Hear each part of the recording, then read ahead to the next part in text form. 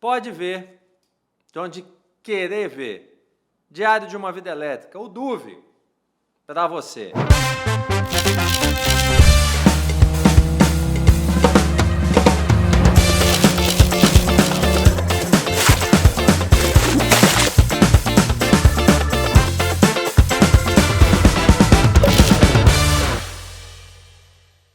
Hoje, aqui nos estúdios da Fontana Filmes em Campinas, eu tenho um amigo do setor que a gente teve oportunidade, eu tive a oportunidade de conviver com ele em boas passagens ali no Fórum das Associações do Setor Elétrico, FASE, que é o Alexei Vivan, que é presidente, diretor-presidente, corrigindo aqui, que ele já me fez essa observação aqui antes, diretor-presidente da ABCE, que é a Associação Brasileira das Companhias de Energia, e também agora sim, presidente do Conselho do Sindenergia aqui do Estado de São Paulo.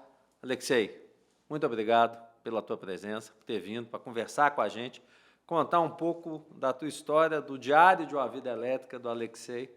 A gente já conversou um pouquinho no famoso making off ali, já tenho boas referências e informações, né? Já deu uma stalkeada, como disse também a minha filha, na tua trajetória, muito bacana. E vamos lá, vamos conversar um pouco como é que um advogado formado em Direito, doutor também em Direito pela USP, né, São Paulo, uma referência, como é que ele foi parar no setor elétrico. Como é que é essa história? Ela começa lá no Direito e te traz até a energia. Mas indo lá no Direito, como é que foi isso? Bom, vamos lá. Primeiro é um prazer estar aqui, muito obrigado.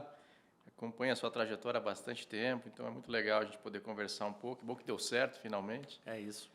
Mas então, eu sou advogado, comecei minha carreira no escritório de advocacia, eu fui estagiário, depois que eu me formei fui advogado num grande escritório brasileiro chamado Pinheiro Neto Advogados. Opa! E nos idos de 98, 99, o Pinheiro Neto assessorou uma empresa norte-americana que participou e venceu a licitação para privatização da Geração Paranapanema, que foi a primeira geradora, primeira cisão da CESP, da parte de geração, a ser privatizada. O Pinheiro Neto assessorou, eu não participei do processo de assessoria dessa privatização, mas eu no Pinheiro Neto tinha feito societário, área contratual, e naquela época eu estava na área contenciosa. Ou seja, ainda advogado raiz, advogado, né? Você tem um grande escritório, Pinheiro Neto. A gente sabe, é uma referência no Brasil, né? Pois é. E aí é engraçado, porque escritórios grandes você tem aquela meta de debitar horas e tal, e eu estava no momento em que eu ia começar a reduzir minha meta, e eu avisei meu sócio, meu chefe na época, eu preciso de trabalho. E aí o escritório foi solicitado pela Duke Energy para deslocar um advogado para ficar dentro da empresa. Aí fizeram uma votação no escritório e me escolheram para ficar dentro da Duke Energy, vinculado ao escritório. E eles estavam chegando no Brasil, imagine, acabaram de vencer uma licitação, então era um cenário onde todos os contratos eram contratos de lei pública, né, de direito público, então todos os contratos feitos com base naquela lei de 8666, licitação e tal, então eu tive que fazer toda a mudança para o setor privado. Esse é o ponto interessante, né? Quer dizer, a Duke, ela vem para se tornar uma...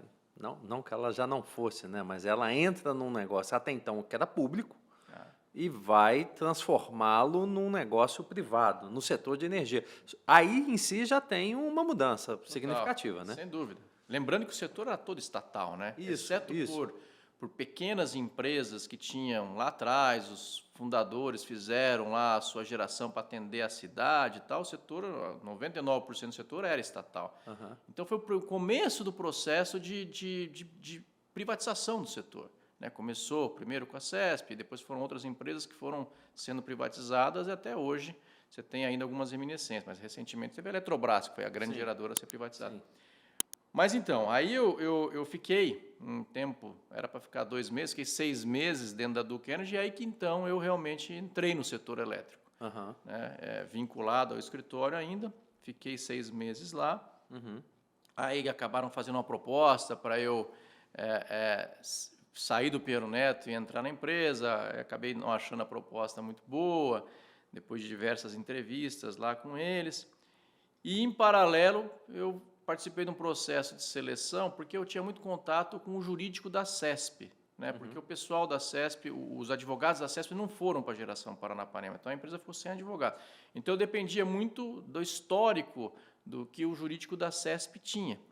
E aí, por conta disso, eles acabaram me indicando para uma headhunter, fiz uma entrevista lá e aí me fizeram a proposta para aí sim ser diretor jurídico de um grupo que tinha chegado no Brasil também, eu acho que foi final de 98, começo de 99, que foi a CMS Energy, o grupo CMS Energy, que era conhecido como Grupo Paulistinha, para não confundir com a CPFL. Então tinha a CPFL, que era a Companhia Paulista, e tinha o Grupo Paulistinha, que eram pequenas distribuidoras.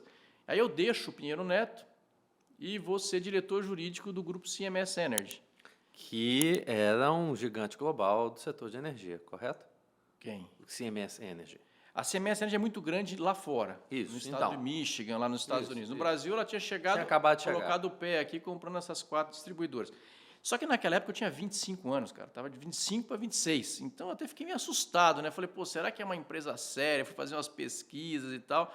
Aí me garanti no Pinheiro Neto, a pessoa falou, olha, se não for bom, você retorna para cá e tal. E aí fui de cabeça, entrei de cabeça no setor. Então eu tinha tido essa experiência em geração, né? Com a Duke Energy, e aí fui para uma empresa que tinha chegado no Brasil, que era uma empresa menor, então foi até interessante, as regras do setor mudaram muito, né? Mas era um grupo pequeno, e naquela época era interessante, porque as empresas menores, ainda tem isso, elas eram consideradas dentro da carga de empresas maiores. Então, a CESP vendia energia para o Grupo Paulistinha, e ela era considerada dentro da carga. Então, quando começaram a ter as mudanças dos contratos, você tem até hoje lá as empresas, se não me engano, de 300 gigawatt-hora, abaixo de 300 gigawatt-hora, um consumo assim, que você tem umas regras diferentes, junto com as cooperativas e tal. Então, era toda uma tratativa diferente, porque você tinha que estar na ANEEL, você tinha as grandes empresas e as pequenas empresas.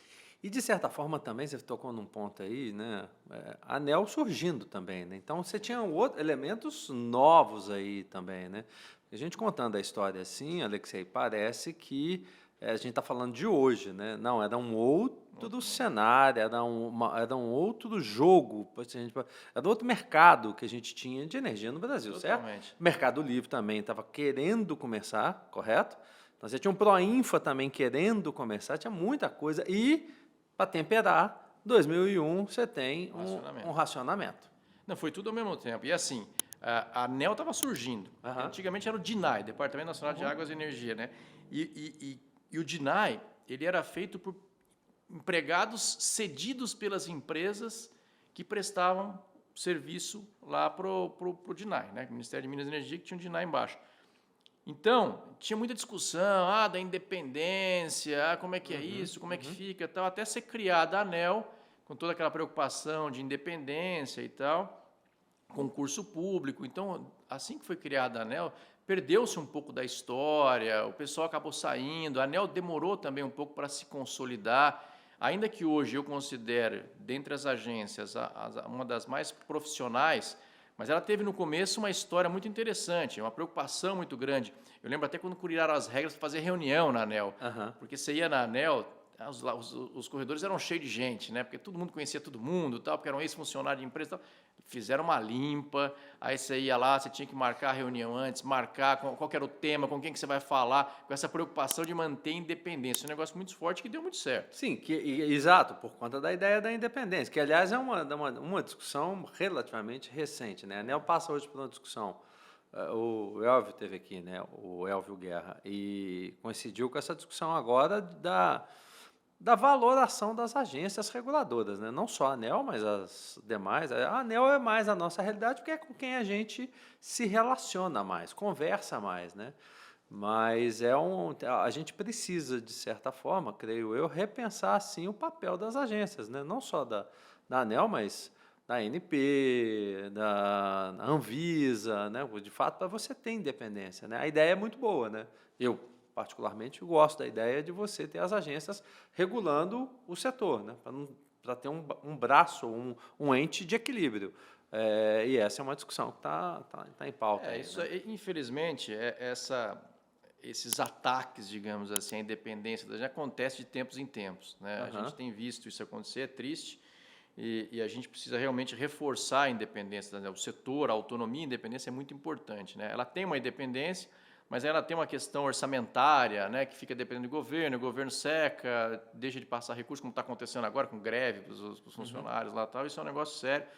Então, acho que a gente tem que realmente, e a gente tem trabalhado nesse sentido de apoiar a independência, a autonomia, para que o setor não tenha interferências políticas, né? E que ainda tem muita questão, eu acho importante trazer isso aqui, né? Porque você tem questões que são de regulação e fiscalização, que é a competência da ANEEL. Agora, você tem questões que são de políticas setoriais. E aí isso aí tem que ficar no poder concedente, que é o Ministério de Minas.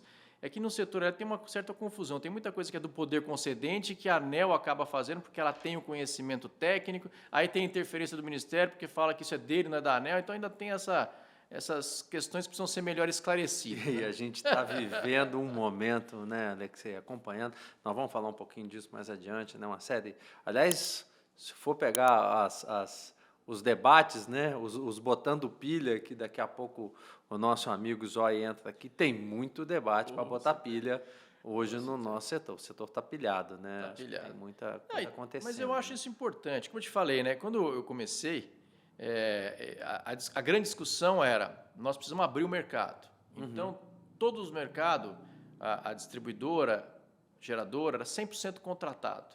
Né? Então, naquela época, veio o tal a escadinha de descontratação, até os contratos escadinhas. Até eu tenho uma passagem muito interessante, porque eu era muito jovem, né? Eu tinha 25 anos, era diretor jurídico de uma multinacional, e que estava começando o projeto de descontratar distribuidores para poder vender energia livremente e tal. E eu me lembro de uma das discussões com um diretor da CESP na época, eu não vou falar o nome aqui, mas a gente falava muito por telefone, porque, olha, precisamos conversar aqui, porque tem que descontratar, mas você tem que dar a garantia e tal. E eu falava muito por telefone, e um dia a gente resolveu marcar uma reunião presencial, né? Não tinha virtual, era telefone ou presencial, então a gente não se conhecia. Eu cheguei lá na CESP e fiquei esperando na sala de espera lá, e aí esperando, ele não vinha, a pessoa falou, não, vai lá, pode entrar. Eu entrei lá, bati na porta, falei, olá, tem uma reunião marcada com você. Ele levantou o olho, olhou para mim, nem deu bola, continuou vendo o que ele estava fazendo. Ele falou, a gente marcou uma reunião, ele olhou de novo, não deu bola. Aí eu falei, não, eu sou o Alexei. Ele olhou, você, o Alexei, é aquele que eu falo, esse moleque, é aquele cara que eu falo por telefone? Pena que isso já faz muito tempo, né? O cabelo branco já mudou Mas a reunião aconteceu. Depois disso, a reunião A aconteceu. coisa aconteceu, fechamos o contrato, deu certo, as discussões. E como é que é desse tema de descontratação? Porque também era um tema novo na época, né? Totalmente novo. É porque era regra, né? Para você poder abrir o mercado, você precisa tornar uma parte da energia livre. Então, as empresas elas precisavam ter uma parte da energia que iria para o mercado. Então, os contratos, chamados contratos iniciais, contratos iniciais, eles iam sendo reduzidos pouco a pouco. E aí uma parcela da energia passaria a ser comercializada livremente. Né? Como é que está isso hoje? Não, isso já foi. Já foi. Já foi, hoje já está resolvido. Hoje a discussão é outra, né? Porque lá você abriu o mercado para o consumidor, depois as regras evoluíram, vieram o consumidor livre, né? Depois disso evoluiu ainda mais para aquele consumidor que era potencialmente livre e ele podia adquirir livremente desde que fosse de fonte renovável, para incentivar as fontes renováveis. E agora a discussão é totalmente outra. A discussão é, vamos abrir para o mercado de baixa tensão, né? Agora em janeiro já abriu para o média e alta tensão, né? E agora o próximo passo é abrir totalmente, abrir para o mercado de baixa tensão, que somos todos nós, né? Então, Saxida, aí é bom conversar com quem é da área jurídica, porque vai trazer a informação correta. Me lembro que essa proposição foi na gestão dele, né? O ministro de Minas e Energia que trouxe essa proposição, e foi, né, 1º de janeiro agora de 24, para todo mundo que estivesse na alta e média, ou na média e alta tensão, e janeiro de 26 para baixa tensão, com exceção de residencial e rural, se eu não estou enganado, e 28 todo mundo. E aí eu escuto que, não, olha, isso ainda não, a ideia é essa, mas ainda não é isso. não está escrito, como diz, em pedra, né? Não vai ser de fato, é uma proposição, é uma ideia. Como é que é isso, Alexei? Como Pois é que você é. vê? O que acontece? Né? Você teve, como você falou, a portaria do Ministério de Minas e 50, que Isso, abriu em janeiro, isso. só que aí teve a troca do governo. Né? E o governo Lula sempre tiveram uma preocupação muito grande por dizer o governo de esquerda não é muito favorável a mercado livre, será que vai abrir? Tinha uma outra dúvida, será que não vão revogar a portaria 50 e acabar até com a questão da abertura que do já MED, foi, que já aham. foi e tal? Felizmente isso não aconteceu, Ok. e a gente tem visto, assim, pelas declarações do ministro Silveira, né, que a tendência é abrir o mercado mesmo. Aham. Né? A grande questão é esse prazo. Né? O mercado não está muito crente que vai conseguir acontecer nesse prazo, se não se acelerar as medidas que precisam ser feitas, porque a maior preocupação é a sustentabilidade da distribuição. Né? Então, tem uma preocupação grande aí com relação às regras para as distribuidoras por conta de como funciona hoje o mercado distribuidor. Então, primeiramente, você tem que resolver a questão de lastro energia, né, criar realmente aquela tarifa, você no consumidor de baixa renda, você ter a separação entre fio e energia, que é uma coisa que sempre se falou, mas até agora não aconteceu. Então, até se espera, não sei se isso vai acontecer, porque a gente não tem visto declaração nesse sentido, mas até que se espera que nessa negociação aí que está acontecendo, tem uma proposta agora de reestruturar, entre aspas, o setor. Né? O ministro teria tido reuniões com o presidente Lula tal, para levar essa proposta, que não sabe se vai ser via medida provisória, se vai ser via projeto de lei, mas para reestruturar o setor. Ele tem falado muito na questão da tarifa, né, a preocupação dos subsídios, preocupação que a tarifa que o consumidor cativo está pagando está muito alta, e mexer nisso. A gente espera que não seja só isso, né, que também aí entre essa questão para manter a sustentabilidade da distribuição e favorecer a abertura do mercado livre sem nenhum impacto para os segmentos que aí estão, né? Principalmente a distribuição, que é a preocupação. Talvez aí um pouco do ressuscitar, não sei se essa é a palavra, mas me vem aqui na cabeça agora, o PL 414, seria isso, uma releitura dele, ou Então. trazer ele, porque a gente viveu essa discussão, ficou acalorada, agora vai e ele murchou. Né? Ele tá lá, tá respirando com a ajuda de aparelhos, mas está ali. Seria algo nesse sentido, na tua visão? Deveria ser. Né? O PL 414 foi muito discutido.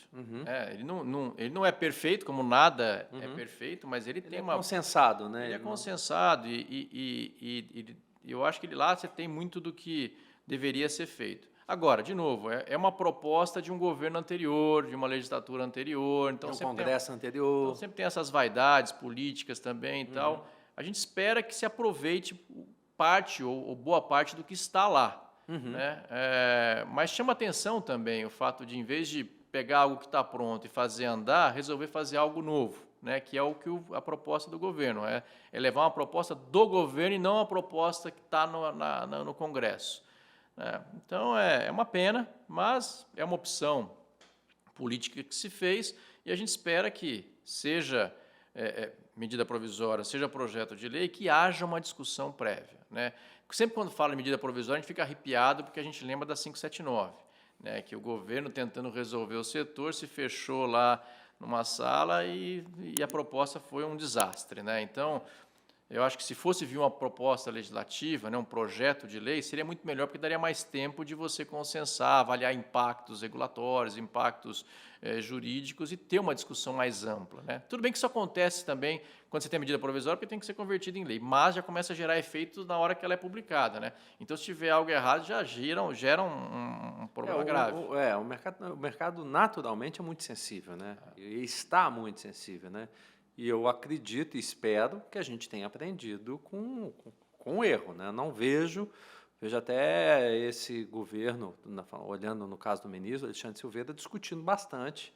Né? Claro que, como você colocou, coisas que para mim isso faz sentido, outras que para mim isso não faz sentido. A gente tem vários pontos, mas a gente sabe como é que é o jogo, o trâmite. Né? O setor é um setor muito energético, né? Piada pronta, mas falta discutir um pouco mais com os agentes. Nosso receio é que ninguém sabe o que está sendo levado para o presidente Lula. Né? Então, tem essa proposta aí que, em tese, vai ser trazida de alguma forma. Se for via medida provisória, ninguém viu. E vai virar lei. Sim. Vai virar lei, não. Vai ter força de lei até ser convertido em lei. Sim.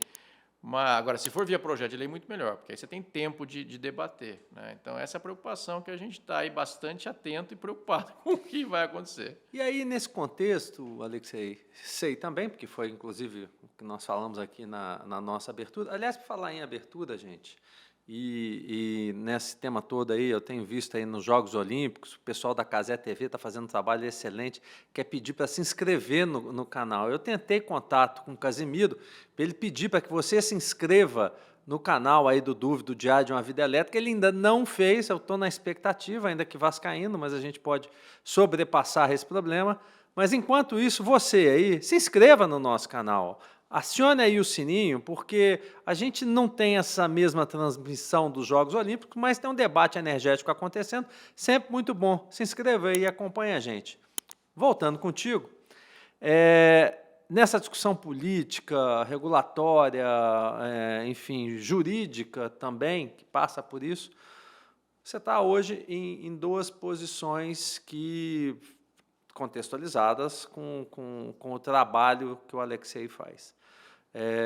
Diretor-presidente na ABCE, ver se os nomes estão corretos, e presidente do Conselho, arrebentei agora, hein? Mandei bem. Presidente do Conselho no Sindenergia São Paulo. Fala um pouquinho desse papel nas duas, Alexei. O papel teu, e aí no caso da instituição, né, da ABCE, e também depois a sua visão enquanto presidente do Conselho do Sindenergia São Paulo, que é uma referência, é um estado que puxa, né? A ABCE é a mais antiga associação do setor elétrico, né? Ela foi fundada quando o setor era 99% estatal, né? Então, ela reúne os segmentos de geração, transmissão e distribuição. Nós não temos lá comercialização nem o consumo. Mas é uma associação que, ao longo dos anos, veio evoluindo. Eu entrei nessa associação na época que eu estava no Grupo Rede, né? Eu fui diretor jurídico, depois eu fui vice-presidente jurídico e vice-presidente de RH do Grupo Rede Energia, que hoje não existe mais, mas naquela época eu entrei na BCE e depois fui presidente do Conselho de Administração da BCE. É até interessante porque quando eu saí do Grupo Rede, eu deixei o Grupo Rede em março de 2000, um pouco antes da intervenção que aconteceu em setembro de 2000, e aí eu renunciei ao cargo de presidente do conselho, porque eu não estava mais ligado a uma concessionária de energia. Mas eles me pediram para que ficasse como diretor-presidente. Falei, olha, então, se você puder, acharia importante assim, que a BCE tivesse a sua experiência, e o conselho, então, me elegeu diretor-presidente, que aí você não precisa ter vínculo com nenhuma concessionária. E aí comecei a fazer uma divisão, negociei isso com eles. Eu tenho um escritório de advocacia, quero tocar a minha vida jurídica também. Né? E aí a gente fez um bem bolado lá. Que isso foi quando? Isso aí foi 2000. Ou seja, nós estamos falando que você está na BCE há 24 anos, pelo menos. Há 24 anos. Não, 12. 2020. Não, 2000. Não, verdade, 24 anos, é isso mesmo. É isso aí, ué. Caramba. Eu vi que você estava não, pera um pouquinho. Do Blazer, você estava com a plaquinha de patrimônio. Eu estou falando, não, porque 2000 foi quando eu entrei no setor. Isso. Eu saí do Grupo Rede em 2012. Não, então 12 anos. Foi 12 anos. Mesmo assim. Foi em 2012 que eu fiz essa mudança. Eu já estava na BCE antes, né? Sim, eu estava no presidente, eu estava no comitê, mas assim, realmente que eu assumi as funções, eu entrei como presidente do Conselho em 2011, deixei o Grupo Rede em 2012, portanto, foi em 2012. São 12 anos na BCE. E assim, é uma associação, como tem os segmentos de geração, transmissão e distribuição, a gente tem que ter muito cuidado na atuação, porque às vezes são conflitantes, né? Menos transmissão, mas geração e distribuição, às vezes tem interesses desopostos e tal. Então, a BCE ela tem uma forma de atuar transversal. A gente lida muito com temas que são relevantes para os três segmentos. Então, questões ambientais é muito forte na BCE. As questões regulatórias também, que dizem respeito aos três segmentos, são questões de penalidades, questões institucionais, por exemplo, essa de fortalecimento da agência é uma atuação muito forte.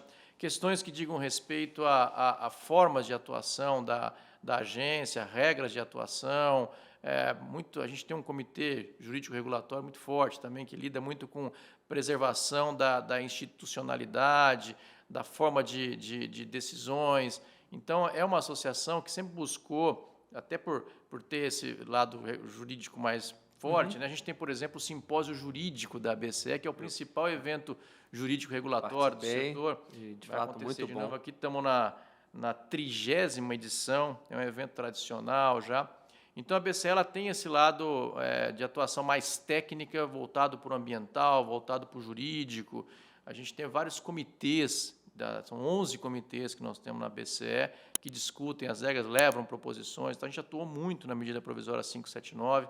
Até teve uma discussão muito grande em relação à transmissão de energia, à indenização dos ativos, que foi uma atuação direta nossa lá na época junto ao senador relator, o Fernando Ferro, que a gente conseguiu mudar um pouquinho do que estava lá, que não seriam indenizados ativos anteriores a março de 2000, que era a RBSE, a rede básica do setor.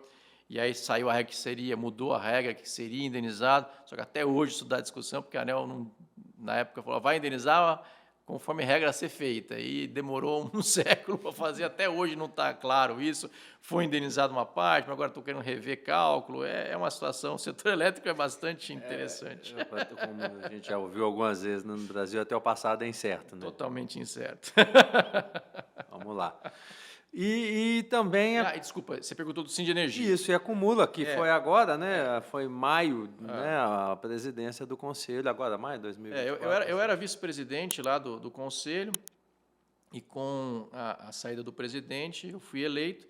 O Sim de Energia ele tem uma atuação um pouco diferente, porque ele é mais estadual, né? Ele defende os interesses não só da área de energia elétrica, mas energia elétrica e gás. Né? Então, a gente tem uma atuação grande junto à Assembleia Legislativa, porque você sempre tem algumas iniciativas, por exemplo, no setor elétrico é tudo federal. Né? Então, sempre que um prefeito ou mesmo a Assembleia, o governador tenta ou propõe alguma medida que tem impacto na energia elétrica, precisa lembrar que isso tem que ser tratado junto ao governo federal. Então, tem sempre uma atuação muito grande. Agora, você tem várias regras que impactam diretamente com relação à saúde e segurança, com relação a questões próprias de infraestrutura estadual. Né? Então, você tem muita interação. Agora, você tem também a área de gás. A área de gás é estadual. Né? A legislação de gás ela é estadual. Então, você tem uma atuação muito grande junto à Arcesp, que é a Agência de Regulação de Serviços Públicos do Estado de São Paulo. Então, com uma competência maior para o gás. E na questão da energia elétrica, uma preocupação maior junto a regras estaduais, que não digam respeito à energia elétrica, mas que possam interferir em energia elétrica. Ou, quando se tem uma proposta voltada para a energia elétrica, lembrar que isso tem que ser tratado de um ponto de vista federal. Né? Então, tem uma atuação grande junto ao governo, a Arcesp, as próprias secretarias de meio ambiente e de infraestrutura e a própria Assembleia Legislativa. E muitas vezes também algumas atuações municipais também, né? Alguma iniciativa de prefeitos, de câmaras municipais que acabam impactando aí o dia a dia, seja da indústria de gás ou de energia elétrica. Mas é mais setorizado, é mais Estado de São Paulo mesmo. E aí, quando tem uma questão, curiosidade agora aqui, minha e talvez dos nossos multi-assistentes, né, multiplataforma, né? Um caso igual o recente esse da distribuidora, da Enel. Isso, de alguma maneira, isso é pauta de vocês lá? Muito. Porque... Essa pauta foi muito forte, seja pela BCE, né, que tem um aspecto mais nacional, e muito mais no Sim de Energia. Sim, porque foi São Paulo. Né? Foi São Paulo. Isso preocupou bastante, a gente teve aí diversas declarações. Eu não era presidente do Sim de Energia ainda, eu era vice-presidente nesse período, mas teve uma preocupação muito grande, porque teve uma situação grave, né? Você teve aí alguns desligamentos sérios que aconteceram. De muito tempo, né? Muito tempo na cidade de São Paulo. Você teve aí um impacto por conta desses eventos climáticos extremos. Né? A gente tem, infelizmente, ainda e por algum tempo, uma rede aérea que sofre muito com ventos fortes. Nós temos tido ventos acima da média e uma rede envelhecida que não está preparada. Além disso, você tem toda uma vegetação que não é própria, porque a vegetação veio antes das redes elétricas, você tem galhos que caem e tal. E aí teve outros eventos também complicados. Por exemplo, no centro de São Paulo houve um desligamento dramático lá por conta de uma atuação de serviços que foram fazer na rede hidráulica lá, de saneamento, e aí desligou, tem uma discussão e tal. Então, assim, você teve uma falha na prestação de serviço. Agora, a questão é identificar a responsabilidade, sabe? Isso que foi muito preocupante, porque tem que ver até onde era a responsabilidade mesmo da Enel, até onde não foi uma falha decorrente de eventos extremos, né? Eventos externos ou de terceiros, como nesse caso aí. Ou um pacote, né? Ou um pacote, né? Então, Circunstâncias. e aí o que aconteceu, né? A grande discussão que se teve lá era o seguinte, porque o que chamou a atenção foi o envolvimento do Ministério de Minas e Energia de uma forma muito forte, né? Uma atuação da Prefeitura, uma atuação do governo do Estado de São Paulo e do Ministério. E aí começou uma discussão que assustou. Vamos caçar a concessão. Um evento, você caça a concessão quando a empresa não é séria, quando a empresa não tem saúde financeira, quando não tem condição de investir. Né? E não era nenhum desses casos. Houve uma falha, precisava identificar a causa, a responsabilidade dessas falhas e atuar para que isso não volte a acontecer. Inclusive, a própria Enel teve várias declarações no sentido de que, olha, estamos aqui atuando, estamos reforçando rede aqui, estamos investindo aqui. Tinha um plano de investimento gigantesco. Então, assim, achei um pouco fora de propósito falar de cancelar a concessão. Tem um viés político aí também. Tem um contexto aí que a gente conhece, né, do Estado com o federal. Exato. Não, e até curioso, porque assim, existia uma relação muito próxima da Enel com a própria Prefeitura de São Paulo. Eles estavam prevendo até fazer investimentos, enterrar cabos em alguns bairros para mostrar como é que era, por conta própria, para depois levar isso para a tarifa e ver como é que você fez. Então, existiam conversas muito interessantes. Quando começou esse ataque e tal, isso prejudica a todos. Né? E, de novo, não estamos falando de uma empresa de fundo de quintal. Vamos caçar a concessão porque ela não tem condição de prestar serviço. Pelo amor de Deus. Se você olhar a quantidade de tempo que eles estão aí e o serviço funciona 24 horas por dia, então uma coisa pontual causou uma inflamação muito grande. Óbvio que foi grave, óbvio que foi sério. Né? E eu acho que assim, a relevância que foi dada a isso ajudou também para que a empresa acelerasse os investimentos e tudo mais. Mas acho que teve uma dramaticidade, uma gravidade na forma como se começou a atacar a empresa maior do que a devida. O assunto era grave, precisava ser tratado de uma forma grave, mas não a ponto de vamos ameaçar tirar a concessão da empresa. Então, a gente deu várias declarações nesse sentido, teve várias interações.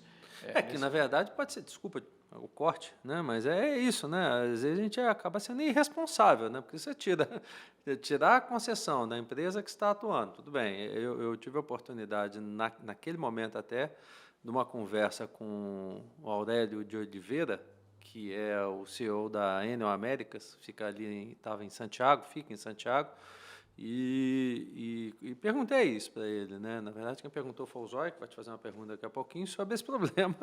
Daí ele falou, não, tem um problema, óbvio, o problema está aí, a gente precisa olhar para ele e resolver, mas é o que você está dizendo, né? Só que você está falando com uma empresa estruturada para resolver. Tirar aquela empresa, você vai colocar quem, sem conhecer, na minha percepção, o problema vai se tornar muito maior, né? Você não faz desta maneira, o jogo não é assim, né? Acho que é isso que você está trazendo. Exatamente. E até o Max, um grande amigo Max, competentíssimo, acabou saindo da presidência da empresa até por conta dessas pressões todas, né? Faz parte do contexto do jogo.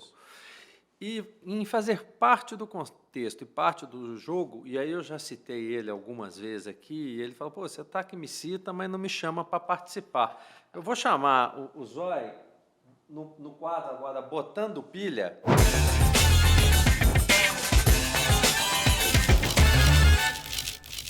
Zóio, vem cá, encosta na caneca aí.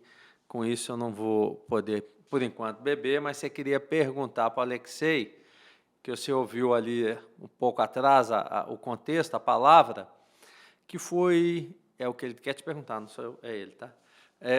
Subsídio. A gente tem tido uma discussão, talvez depois de energia, quando aparece alguma coisa lá nos jornais, né, na imprensa e tudo e tal, você vê alguma coisa do setor e depois vem subsídio. É o Ministério de Minas e Energia dizendo, ó, não dá mais subsídio. É alguns setores dentro do próprio setor dizendo, ó, não dá mais subsídio. É um ponto que eu sei que você discute muito, que você está, né, é o papel da própria a BCE. No FASE a gente tem tido muito essa discussão, né, a gente tem ali mais de 30 associações no fórum das associações do setor elétrico. Como é que você está vendo isso? É um tema. É um tema e é... Ele, tá? Oi, Zóio. Isso. Poxa, você Caprichou. caprichou na pergunta. Veja, o subsídio, ele é algo importante na economia, né?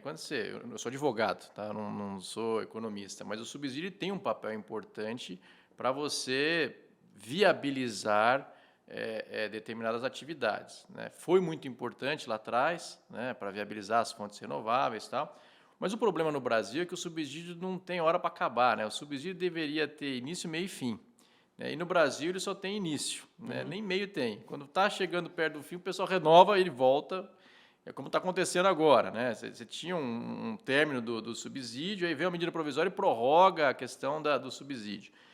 E o subsídio, apesar de ser importante para viabilizar determinadas atividades, ele traz uma...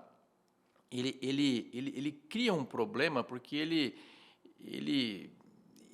ele altera a percepção de preço, né? As pessoas acham que estão pagando barato, mas não está pagando barato. A pessoa acha que aquela fonte é competitiva e não é competitiva, ela está sendo paga por alguém, né? E essa discussão está muito forte agora por conta de novas fontes de energia que estão surgindo, né? Então, você tem aí o PL das eólicas, né, que traz uma carga grande de subsídios. Você teve uma discussão em relação ao hidrogênio, que aparentemente não terá o hidrogênio verde subsídios. Mas, além disso, você tem as fontes que já estão competitivas, que já funcionam muito bem, que usaram de subsídio, que não faz mais sentido ter o subsídio.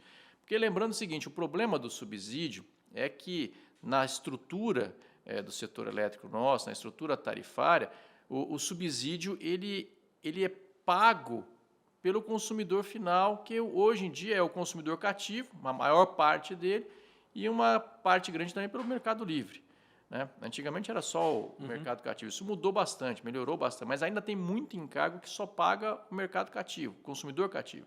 Por isso essas declarações todas do ministro falaram, nós estamos na beira da inviabilidade tarifária, ou seja, vai chegar um momento que o consumidor não vai mais conseguir pagar a conta de energia e é um caos. Porque a distribuidora de energia, eu falo que ela é o tripé de sustentação do setor elétrico. Ela é que arrecada tudo para pagar tributo, para pagar encargos, para pagar a transmissão, para pagar a geração. Então, precisa vir tudo dela. E fica um tanto quanto de vilã nisso daí, né? Parece que a distribuidora está cobrando caro, né? Exato, e não é. Então, assim, o subsídio é um problema nevrálgico e a gente precisa acabar com o subsídio. A verdade é essa. A gente já teve o seu papel e não faz mais sentido.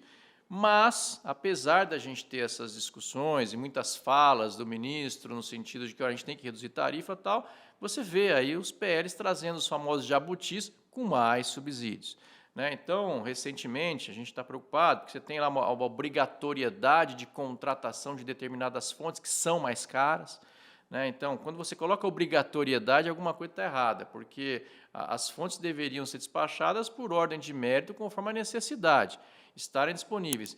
Ou, um outro ponto que a gente briga muito, a gente tem sempre colocado, é o seguinte, se o governo quer viabilizar alguma fonte, quer dar um subsídio, ótimo, mas não faça via setor elétrico. Que a política pública não entre na tarifa, que saia do caixa do governo, ou encontre formas de fazer financiamentos com taxas mais razoáveis e tal, mas não jogar isso para o consumidor pagar. Né, que isso saia do Tesouro Nacional e não no bolso do consumidor. Você que conhece essas estruturações, você acha que projetos de PPP poderiam, né, que são público-privado, ou seja, sem incentivo privado a investir nisso, dentro de uma perspectiva, um olhar de de resultado para o setor público, ou seja, para o social. Poderia funcionar? Eu acho que é uma das alternativas. Tem várias, né? Você tem que ser criativo nisso. O problema é que é mais fácil jogar para o consumidor. Aí vai entrar naquela CDE e o consumidor não aguenta mais pagar. CDE tá uma loucura. E assim, a tendência é cada vez aumentar, cada vez aumentar. Então, assim, a tarifa de energia só tende a aumentar. Né? E isso é muito ruim, porque aí o consumidor ele vê aquilo, ele fala, o que eu faço? Aí quem pode faz a sua própria geração, haja outras coisas. E quem não pode vai ficar pagando aquele encargo. Né? Porque, só para entender, a distribuidora de energia ela tem que operar e manter o seu sistema. Então, ela tem que receber um valor para cuidar da sua concessão. Esse valor é a ANEEL que define, porque a ANEEL que define até quanto que ela tem de lucro. Né? De margem, de retorno. Quanto menos consumidor da distribuidora tiver, o bolo é o mesmo. Então, quanto menos consumidor tiver, maior será o valor que cada consumidor terá que pagar. E aí isso fomenta que mais consumidor saia da distribuidora. A famosa espiral da morte. Espiral da morte. E como é que vai ficar? E a hora que não tiver mais nenhum consumidor para pagar, como é que fica para manter o sistema? Né? Porque é importante lembrar que a distribuidora não ganha em cima da energia que ela vende. Isso aí para ela é inerte. Ela ganha pelo serviço que ela presta de manter o sistema em ordem. O consumidor ele paga para usar a rede. Né? Então, quanto menos gente tiver, mais ficará caro para distribuir para cada um dos consumidores. Então, é um problema grave. A questão do subsídio é algo bastante complicado. E assim, aí você tem diversas vertentes, né, dentro do nosso setor. Você tem aqueles que são favoráveis, preciso de subsídio, porque eu preciso fazer isso tornar competitivo. E aí nós temos outras questões que também tornam essa discussão mais complicada. Por exemplo, a fórmula de cálculo de preço no setor elétrico hoje é uma fórmula que não reflete a realidade. Né? E hoje você tem, por exemplo, um preço de energia muito baixo, que não está viabilizando novos negócios de energia, novos negócios de geração. A gente chama de geração centralizada, para vender energia no mercado livre. E aí o pessoal não vê viabilidade econômica, porque o preço da tarifa, o preço da energia está muito baixo, e aí ele precisa achar outro jeito de viabilizar. Então ele vai focar num subsídio. Se o preço da energia tivesse razoável, se fosse uma fonte competitiva, não precisaria. Então você tem várias outras questões que acabam inflando a questão de buscar mais subsídio, né? Mas pra tornar talvez competitivo. Entendi, claro. Mas talvez baixo, Alexei, agora em função do que aconteceu nos últimos 2 anos e que já está sinalizando que parece que não é o momento presente e futuro de curto, médio prazo. Né? A gente já vê como o próprio ONS recente agora já pediu para as térmicas, como disse, se preparem aí que é possível que a gente vai precisar acionar térmicas e é o que está indicando. Né? A gente está no período de estiagem, eu estou aqui, a gente está no estúdio, igual eu falei, da Fontana, aqui em Campinas, né, onde a gente está conversando. Eu não me lembro de falar de chuva. Né? A gente está passando um inverno natural até aí, tudo bem, muito seco, muito quente. Então, se aumenta o consumo de água, né, a gente base da nossa geração ainda é hidrelétrica, mas ela compete ali o uso da água com a própria fonte, né? Então, assim, mas entra todo, né? Fazendo esse prólogo aqui para dizer que entra todo esse contexto, né? Então, ficou muito complexo o sistema elétrico nosso, né? Da mesma maneira que eu vi até noticiar, não sei se foi o Sindenergia ou a BCE, que eu estava lendo agora, nós tivemos recente um crescimento, acho que 18%, 18,3%, se eu não estou enganado, de inserção de potência no sistema, né, no sistema elétrico nacional. E do outro lado, você começa a ter corte de geração, porque você não tem como usar, né, o famoso, e isso é perda para o investidor. Então, a gente está na complexidade aí, né, do financeiro, junto com o aspecto social, porque tem a ver com o social, na medida que a tarifa vai ficando mais cara para quem vai ficando no sistema. E um pouco da pergunta que a gente conversou anteriormente, né? Como é que resolve isso, né? E você tem uma outra questão também, né? Porque, veja, eu acho até que o ONS, Operador Nacional do Sistema Elétrico, está sendo muito conservador e sempre deveria ter sido assim. O ONS já teve momentos que ele foi mais agressivo. Eu me lembro na época que os reservatórios estavam muito baixos e a gente ainda tinha uma questão de despacho de água e tudo mais. Né? Então, o ONS agora ele está preocupado com o nosso período úmido, que o período seco realmente a gente estava com o reservatório no nível confortável, 60%, como se não se via há muito tempo. Né? Choveu muito, o reservatório subiu muito, então o preço caiu. Mas mesmo assim, você teve momentos lá que o reservatório estava cheio e o preço acabou subindo. Ninguém entendeu por que a fórmula não estava mais rodando, sendo coerente. Né? E agora, você tem uma situação que é um período seco, está seco realmente, os reservatórios estão depressionando, estão reduzindo, é normal, mas a preocupação é com o próximo período úmido, se vai ou não vai chover, porque se não chover no próximo período úmido, aí no próximo período seco, 2025, você pode ter problema sério. Né? Então, o ONS já preocupado com isso, ele já começou a falar, começou a despachar térmica. Mas tem um outro fator que eu gosto sempre de lembrar aqui. Né? Nós tivemos um acidente naquela linha de transmissão Quixadá-Fortaleza, lá no Ceará, o ano passado, em agosto, Isso. que deu um apagão muito grande. Isso. Né? E esse apagão, ele teve também, por um dos motivos dele, o fato de a gente estar despachando muita energia intermitente o tempo todo. Né? Por quê? Para manter o preço baixo. Né? Despacho por ordem de mérito, ou seja, o ONS ele chama as fontes conforme o preço. Então, mais barato ou mais caro. Então, naquele momento, você tinha muito sol, e muito vento, principalmente muito vento. Então, o setor estava sendo suprido por energia eólica. A hora que teve o acidente, você não tinha fonte hidrelétrica e térmica, que a gente não tinha reserva girante, que a gente fala. E quando você tem uma situação dessa, você precisa chamar essas fontes, despachar, e elas demoram para entrar no sistema com a tensão equalizada. Então, isso que gerou apagão. A partir daquele momento, o ONS falou, opa, nós temos que pensar em preço, mas nós temos que pensar em segurança também. Então, assim, a gente tem que pensar em tarifa baixa, mas não podemos colocar em risco o sistema. E mudou-se um pouco a visão do ONS a partir daquele momento. Então, começou a se despachar mais térmica, até um pouco mais para segurar a água no reservatório, porque estava com medo do que vai acontecer. Então, o preço deu uma subida, mas ainda está abaixo. Né? E a grande questão é, você tem que encontrar um equilíbrio entre tarifa e segurança. Tarifa o suficiente para o consumidor e segurança. E aí tem o papel das fontes todas. Né? Então, eu costumo dizer que todas as fontes são importantes e têm que ser incentivadas. Né? Agora, a questão só não pode ir para o bolso do consumidor. Então, tem que encontrar alternativas que não seja o subsídio na conta de energia. Quer fazer subsídio? Então, o governo fala, isso aqui vai ser subsidiado via um fundo específico, via uma outra alternativa, mas não jogar política pública dentro do setor elétrico. Né? E um ponto que você colocou que eu acho que é fundamental, né, Alexei? E com prazo, né? Começa e acaba. Exato. Senão, só começa, né? Exato. E aí não acaba nunca. Bom, tá vendo, Zóia? Então, o que você queria perguntar de subsídio está perguntado aí. Você citou um outro ponto que um amigo também queria participar, ainda que você já tenha falado. Eu vou chamar o Frog aqui. Vem cá, Frog. Teve você falou aí do jabuti, senta aqui para você participar também. O Frog, não sei se eu te apresentei, apresentando para a nossa audiência, que já conhece, ele é amigo do jabuti, que você falou aí, que aparece em alguns PLs, a gente não sabe como, mas a gente sabe que o jabuti normalmente, ou quase nunca vem, porque o jabuti está em Brasília, então o Frog aqui representando o nosso amigo jabuti, fica aí. Alexei, reta final aqui do nosso papo, muito bom, muita visão crítica, né, eu posso dizer, história do nosso setor, né, também 25 anos, já dá para contar a história de uma vida elétrica.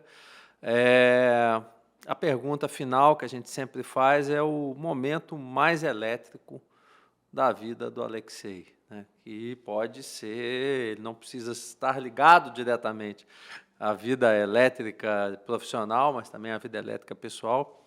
Eu imagino que tem alguns, né? A gente sempre tem mais de um, mas assim, trazer um para a nossa audiência, assim, puxa, Guilherme, esse momento foi elétrico. Poxa vida, essa é uma pergunta difícil, né? Porque você tem vários momentos elétricos. Eu tive quando, por exemplo, eu estava saindo da CMS, indo para o Grupo Rede, e eu estava entregando minha tese de doutorado. Então, foi um momento complicado. Mas talvez esse não tenha sido mais elétrico. O mais elétrico mesmo foi, acho, quando eu deixei o Grupo Rede. Quando eu tomei a decisão de... Eu estava lá já há 9 anos no grupo, né? Eu estava numa situação bastante interessante, como vice-presidente de jurídico e de RH, e em março de 2000, eu estava com um casamento marcado, esposa grávida, esposa não, ia casar, E aí resolvi... a namorada, noiva grávida, e eu resolvi deixar o Grupo Rede para me dedicar exclusivamente ao mundo jurídico, né? Que depois, sem saber ainda o que ia ser. Sem saber o que ia ser. Então, foi um momento bastante tenso da minha vida, assim, de abrir mão de uma situação relativamente confortável, né, para me dedicar à carreira jurídica e aí uma nova família também, né? Montar uma família com filho e tudo mais. Foi um momento bastante tenso da minha vida. E naquele momento também entrei de vez eu estava no conselho da BCE, mas o conselho é uma situação diferente. Sim, você assumir a carreira de executivo do dia a dia da associação, então foi tudo ao mesmo tempo ali, né? Então foi um momento interessante, um momento desafiador, que dá aquele frio na barriga, um momento eletrizante. Não, o tenso tem a ver com tensão, que é uma das variáveis da energia, então está tudo certo. Mas a gente, graças a Deus, deu certo, passou e estamos aí firme e forte. Muito bem. Aproveitando aqui, você falou do simpósio, que vai ser o 30º, correto? 30º Simpósio Jurídico da BCE, exatamente. Ele acontece quando? Acontece agora em outubro, dia... comecinho de outubro, agora eu preciso fechar as datas, acho que é 10 de... não lembro agora de cabeça. Bom, mas estamos aí no site, consegue informação, quem quiser participar. Todos os temas do simpósio, as palestras, todos os debatedores e palestrantes, vai ser um negócio bastante interessante. Esse é um assunto que eu me dedico pessoalmente desde que estou na BCE. Eu me lembro dos primeiros simpósios jurídicos que eu participava, e a gente veio mudando muito a temática para trazer para questões bem atuais, questões que fazem parte do dia a dia, seja da geração, da transmissão, da distribuição, da própria comercialização. Então, nós vamos discutir GD, nós vamos discutir, por exemplo, negociações feitas pelo TCU, que é uma questão nova no setor elétrico. Sim, essa questão de encontrar alternativas extrajudiciais, muito interessante por parte do TCU. Renovação de concessões, a próprio novo modelo aí que está se avizinhando, como é que será, questões ambientais também bem interessantes que nós vamos discutir lá. Então, vai ser um simpósio bastante quente. Então, para se inscrever, entra no site, tem um QR Code. Tem QR Code, tem site da BCE. Vou deixar aqui, vai estar aqui para vocês, me passa depois, vai ter um QR Code aqui aparecendo aqui na tela, também o site da BCE, se inscreva, eu participei já fui algumas vezes no simpósio, são primeiríssima linha, discussão sempre muito boa, pessoas chaves discutindo dentro da perspectiva jurídica, né? Isso, jurídico e o setor jurídico regulatório, o setor elétrico brasileiro, e o ponto é fundamental. Eu queria aproveitar, se você me permitir, nós temos um outro evento da BCE que vai acontecer agora no final de agosto, que é o simpósio de gestão territorial. É um evento que a gente faz também, é mais novo, nós estamos no 3º ano que nós estamos fazendo, mas é um evento que discute melhores práticas de controle patrimonial das empresas. Então, como as empresas têm feito, no setor elétrico isso é muito importante, você gerir os seus ativos, porque é com base nisso que vem a sua remuneração, a tarifa. Então, especialmente para transmissoras e distribuidores, tem um papel muito importante, mas para geradoras também. Então, como se dão o controle patrimonial, as melhores práticas. Vai ter um evento interessante também, que a gente faz todos os anos, agora em agosto, o simpósio de gestão territorial. Tá bom, também no site? Também no site, tudo no site da BCE. Está no site aqui. www.bce.org.br. Não tem como errar, é fácil, né?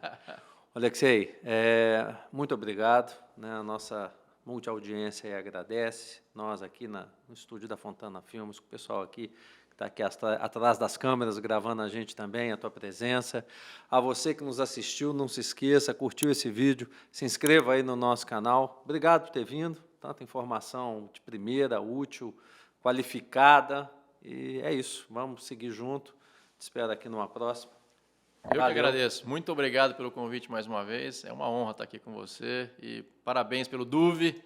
Façamos votos aí que ele cresça cada vez mais. Já estou inscrito e vamos divulgar isso daí, porque é muito legal esse trabalho que você tem feito. Parabéns. Vamos lá, contar a história do setor elétrico brasileiro. Gente, obrigado. Espero aí que a gente já volta com novas entrevistas. Um abraço. Obrigado, Alexei.